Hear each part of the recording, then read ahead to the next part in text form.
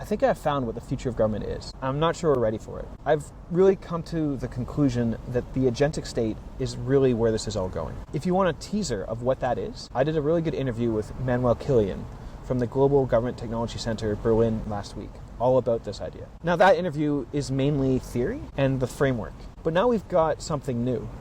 A couple weeks ago, their latest report dropped, the Ukraine case study. So it's not just what is the agentic state, it's what does this actually look like when a government tries to build it. But first, the basics. What is an agentic state? At its core, it's a shift from government that delivers services to a government that understands needs and then coordinates across itself to take action. Right now, government is mostly reactive, and we put the responsibility on the users themselves. You figure out what you need, then you have to find the right department, which might take a while. Then you have to fill out forms, and then some more forms, and then you have to chase it all. It's all on you to do this work. In an agentic state, that's flipped. You describe the situation, and the system then figures out what needs to happen across departments, all behind the scenes. Great. Sounds good in theory, but how does this actually work? Ukraine's answer is to build this all around 3 types of agents, and keyword types of agents. Each of these types will have multiple agents within it. The first is the public-facing agent. This becomes your new front door to government. Instead of navigating across the departments,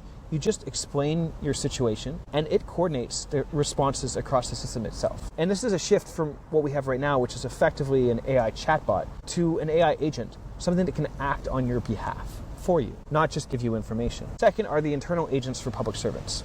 This one matters just as much because it's what helps things actually get done. Things like drafting decisions, navigating complex rules, pulling together information, the actual machinery of government. And it also allows teams to build services on top of the system itself. The third one is a compliance agent. So much about government is about compliance. Are people following the rules? Now, businesses, instead of filling out forms and government then doing audits after the fact, compliance becomes something that happens in real time, continuously. Way less paperwork, and importantly, instant feedback, instant assurance. So these are the visible pieces. But the most interesting stuff is the architecture underneath the hood. The core idea is this. Instead of every department building its own system, which is what we're doing right now, you build a shared infrastructure that everything can plug into. So services become what they call thin orchestrators. They don't hold everything themselves. Rather, they pull together the data, the rules, the capabilities as needed across the system, and just the bare minimum needed to complete the task. To make this work, Ukraine is building a few key layers. A shared orchestration layer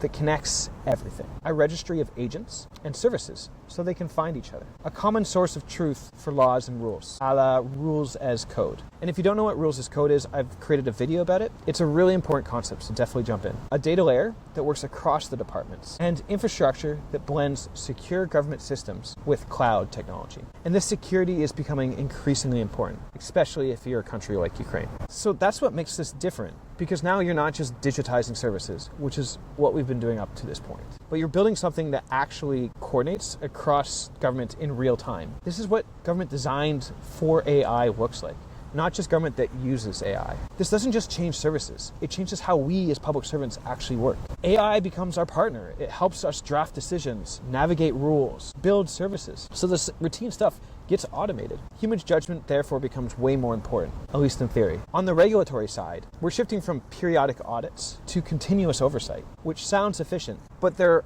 are also some big questions this raises. And I think this is where we need to pause, because this sounds really exciting, but there are some big uncomfortable questions here. Can this actually scale beyond a few strong case studies, or will we be stuck in pilotitis? Can proactive government stay helpful without being intrusive, a la Big Brother? What happens when the system gets it wrong? And most importantly, who is accountable when decisions are shaped by these systems? Because at the end of the day, this isn't just a tech shift.